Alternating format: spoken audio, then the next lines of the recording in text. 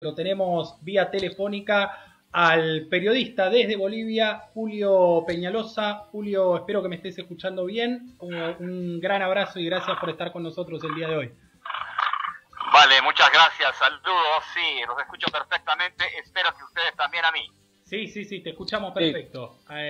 Bueno, el Gurka ahí comentaba un poco en el marco de esta columna que se trata justamente de hablar sobre lo que sucede en América Latina y hoy en particular estamos tocando la situación de Bolivia a tan pocos días de las elecciones tan trascendentales en estos tiempos. Comentame un poco tus sensaciones, cómo se viven estas horas por allí, qué comentarios hay para hacerle a la población aquí en Argentina. Bien, en este momento en Bolivia nos encontramos en lo que se llama el silencio electoral que rige a partir de las 0 horas de este jueves hasta el día de la votación. Nadie puede hacer más campaña, propaganda electoral, reuniones políticas. Nadie puede en este momento, ningún candidato puede pedir el voto a nadie porque eso sería violentar la ley electoral y por lo tanto se supone que estamos en una especie de momento de reflexión para que la ciudadanía, las bolivianas y los bolivianos pensemos seriamente en qué decisión vamos a tomar al momento de acudir a las urnas el próximo domingo, con la particularidad de que se votará por la mañana los carnets de identidad del 0 al 4 y por la tarde del 5 al 10 para evitar, o del 5 al 9 para evitar aglomeraciones y para que las medidas de bioseguridad como corresponde en estos tiempos de pandemia se puedan cumplir lo más rigurosamente posible. Ese es el primer panorama. El segundo es que todas las encuestas han venido marcando desde hace 3-4 meses que el ganador de la elección será Luis Arce Catacora junto con David Choquehuanca, binomio del Movimiento al Socialismo, el partido de Evo Morales. Para que se consoliden en esa situación ha tenido que ver mucho la ineptitud y la corrupción del gobierno de facto encabezado por Yanine Áñez, el gobierno inconstitucional de Yanine Áñez, además, que ha hecho que se fortalezca la posibilidad de que el MAS pueda acceder al triunfo en una primera vuelta. En Bolivia, según la norma, se necesita más del 40% de la votación y una diferencia de 10% o más sobre el segundo para ganar en primera vuelta. Y Carlos Mesa, que es el candidato que, según su campaña, es el único que le puede ganar al MAS y que su campaña está precisamente basada en lo que se llama el voto útil, no propositivo, sino reactivo contra el MAS, estuvo intentando desesperadamente a través de desde distintas esquinas de convencer al tercero, Luis Fernando Camacho, que fue, digamos, algo así como el macho alfa del golpe de Estado del pasado 10 de noviembre de 2019, claro, el que articuló a los cívicos de Santa Cruz, a los militares y a los policías, ha intentado convencerlo. Para eso se ha bajado Yanine, para eso se ha bajado Tuto Quiroga, hombre de la derecha latinoamericana, con fuertes vínculos con Pastrana de Colombia, con el Departamento de Estado de los Estados Unidos, pero eso no ha sido posible porque Camacho arguye que se trata de derribar de una vez a la vieja política, que hay un acuerdo implícito entre el MAS y Mesa, que representan lo viejo en el país y que ellos están convencidos de que van a ganar en la elección, aunque se encuentran ciertamente a muy distantes 17-18% del primero y a más o menos 10 puntos del segundo, vale decir, de Arce Catacora del MAS y de Carlos Mesa de Comunidad Ciudadana. Ese es el panorama que les puedo ofrecer. Son 3 candidatos en realidad los que juegan. Ironías tiene la vida. La derecha golpista boliviana puede facilitar el triunfo de el MAS en primera vuelta, cosa que era impensada hasta hace unos meses, pero Camacho, que es un hombre de lucha, un hombre peleador, un hombre que tiene además en su visión conservadora de las cosas, pero desde el lugar del empresariado poderoso cruceño de Santa Cruz vinculado a logias, él tiene la idea de que con Dios, con la Biblia y con la voluntad del pueblo boliviano va a llegar a ganar la elección y va a poder sacar al MAS definitivamente del poder para que Evo Morales no regrese al país. Clarísimo, Julio. Ahí el Gurka un poco también hablaba sobre la desconfianza que hay por parte de un sector importante de la sociedad allí en Bolivia con respecto al tema del conteo de los votos, cómo será el proceso, bueno, de escrutinio parcial y luego definitivo para definir si hay segunda vuelta, si hay un ganador en primera vuelta. ¿Cómo lo ves vos? ¿Cómo se ve desde allí? A ver, está claro que el gobierno de transición, el gobierno de facto, que habilitó a Yanine Áñez como presidenta, aunque constitucionalmente, según los artículos 169 y 170 de la Constitución boliviana, no lo permitían. Ella no estaba en la línea de sucesoria constitucional, pero igual la hicieron presidenta. Así que no solamente es una presidenta ilegítima, sino también ilegal. En este momento tiene un articulador poderoso que se llama Arturo Murillo, que es el ministro de gobierno, que ha sido interpelado y censurado en la Cámara de Senadores, mejor dicho, en el Pleno de la Asamblea Legislativa Nacional, y según el artículo 158 de la Constitución, él está obligado a renunciar porque él no acudió a una interpelación, y el no acudir sin justificación a una interpelación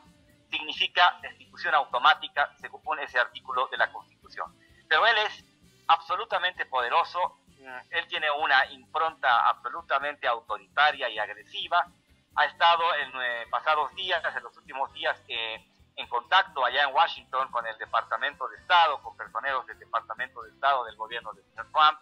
y obviamente con su alfil latinoamericano, que es el secretario general de la Organización de Estados Americanos, Almagro, y seguramente ha articulado cosas. Todo indica que el candidato finalmente al que le han dado los norteamericanos es Carlos Mesa, muy a regañadientes porque no estaban convencidos de que era el mejor perfil final. Es lo que hay y es lo único posible para evitar que Evo vuelva y que el MAS regrese al poder.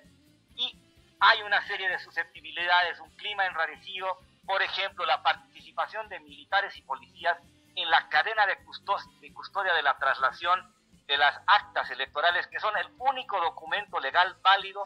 para que los votos sean contados debidamente, aunque el presidente del Tribunal Supremo Electoral, Salvador Romero, se ha encargado de aclarar que militares y policías nada más harán un acompañamiento, algo así como un acompañamiento de seguridad, y quienes estarán a cargo de esas actas serán personeros del Tribunal Electoral, lo que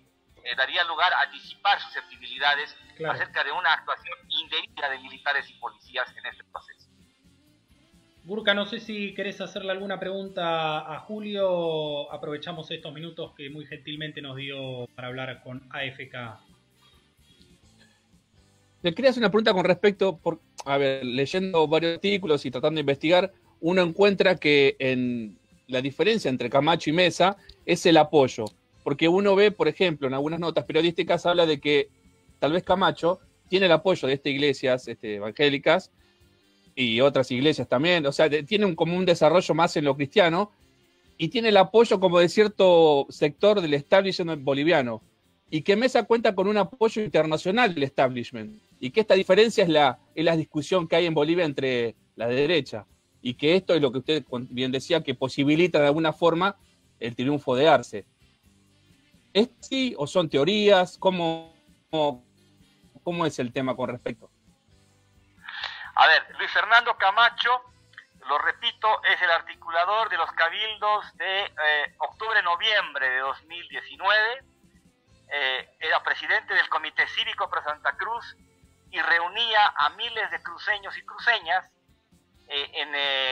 el lugar que se llama el Cristo Redentor para llevar adelante la búsqueda de movilización callejera ciudadana para pedir la renuncia de Evo Morales. Al final, Camacho lo consiguió con un movimiento de clases medias urbanas, de ciertos gremios, descontentos con la repostulación de Evo Morales, que perdió efectivamente un referéndum el 21 de febrero de 2016 y que fue habilitado por el Tribunal Constitucional bajo la figura del derecho humano a ser candidato según el Pacto de San José. Camacho es un hombre fundamentalmente enraizado en su Santa Cruz natal. Él va a ganar en Santa Cruz, que es el departamento productivo económico más importante de Bolivia, va a ganar con un 35-40%, pero en el resto de Bolivia tiene prácticamente un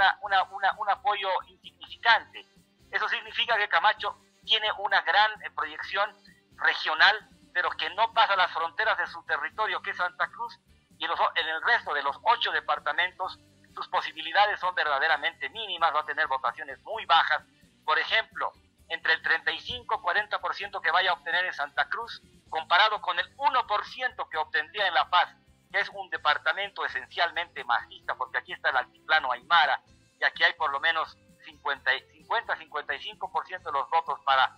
el movimiento al socialismo, no tiene ninguna gravitación, y Mesa, por supuesto, que es el segundo, tiene, digamos, una favorabilidad más pareja, tiene números más parejos en todo el país. El MAS tiene 6 departamentos en los que ganaría, Mesa tendría 2 y Camacho solo 1, pero claro, si Camacho se bajara, cosa que no va a suceder, seguramente habría una migración de su voto, por lo menos parte de él, hacia la candidatura de Comunidad Ciudadana, que es la de Mesa, que permitiría reducir la brecha entre el MAS y Comunidad Ciudadana de Mesa para que se pueda llegar a segunda vuelta, y toda la oposición de la derecha boliviana está convencida que en segunda vuelta Mesa le ganaría al MAS.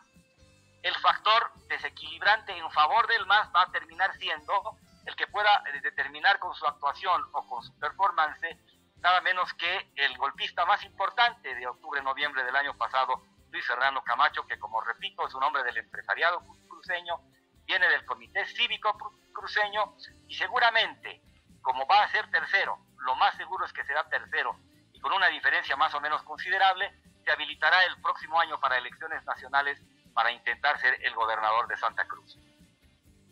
Clarísimo, Julio. No sé, Urca, si querés hacer alguna más, si no lo dejamos tranquilo que transite estas horas, bueno, previas e históricas al mismo tiempo.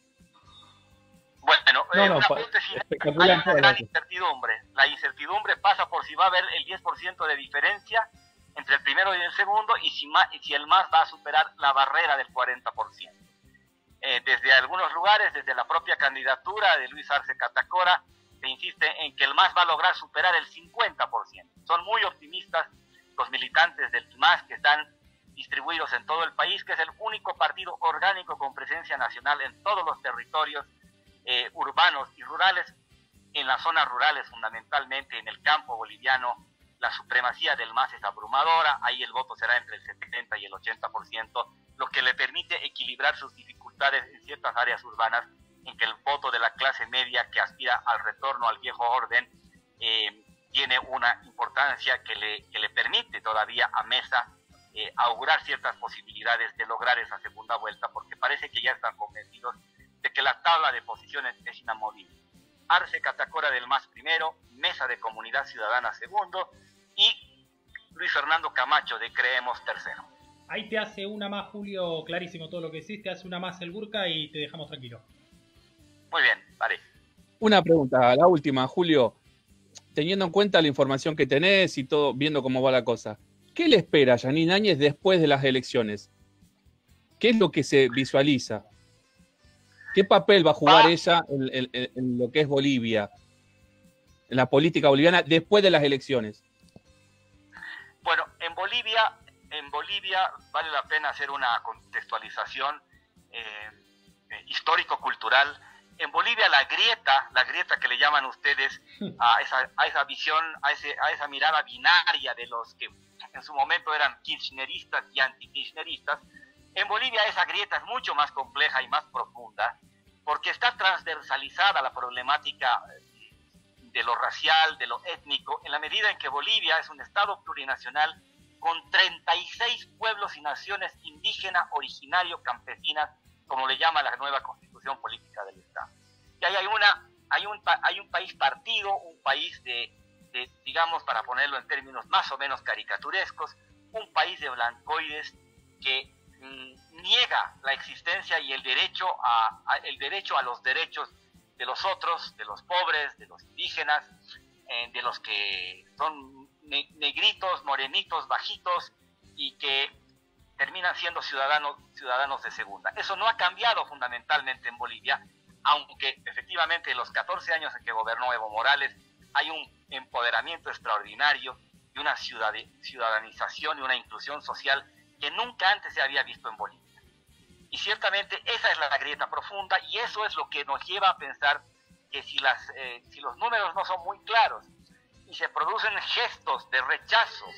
a los resultados, sea de parte del MAS, porque no ganaron en la primera vuelta, o sea de parte de quienes están dentro, alineados con la candidatura de Mesa, que representan a la derecha tradicional, conservadora, urbana de Bolivia, y que rechazarían también los resultados, eso podría dar lugar a una convulsión social que nunca puede dejar de descartar, no se puede descartar en un escenario tan conflictivo como el que vive Bolivia en términos políticos, según su tradición, a partir de los primeros años del siglo XX, en que tenemos un conjunto de masacres a obreros, mineros, indígenas, que han tenido que soportar persecución política, tortura, desaparición, precisamente por defender una cosa que en Bolivia está muy enraizada, que es la soberanía sobre nuestros recursos naturales, que es el eje fundamental sobre el que se basó el cambio trascendental que hizo Evo Morales y sus 3 gobiernos a partir de 2005. Es complicado, es conflictivo, es todavía incierto lo que va a pasar, no se puede descartar que pueda haber violencia. En la medida en que el MAS gane con una diferencia medianamente nítida, de repente esas dudas se disparan, porque al final los derrotados tendrán que aceptar la derrota como corresponde, y los ganadores se espera que sean lo suficientemente serenos y maduros como para no cobrar revancha de todo lo que han venido soportando, sobre todo en este último año del gobierno de Giannini, años que ha sido un gobierno en el que se ha combinado la ineptitud con la corrupción, la persecución política y criminalización de militantes y funcionarios de los gobiernos del movimiento al socialismo, lo que da un panorama en que esa grieta hoy día es los que van a votar por el MAS y todos los demás que en las ciudades son anti-MAS por excelencia. No hay propuestas de fondo con una visión de país alternativa de parte de la derecha, es evitar que Evo vuelva, que su partido vuelva, son reactivos, no son propositivos, hay realmente una fijación con el temor que tienen por el hecho de que Evo Morales pudiera regresar al país apenas se pueda producir el triunfo del MAS. Un gustazo, Julio, muchas gracias y mucha suerte para todos los bolivianos y bolivianas el domingo.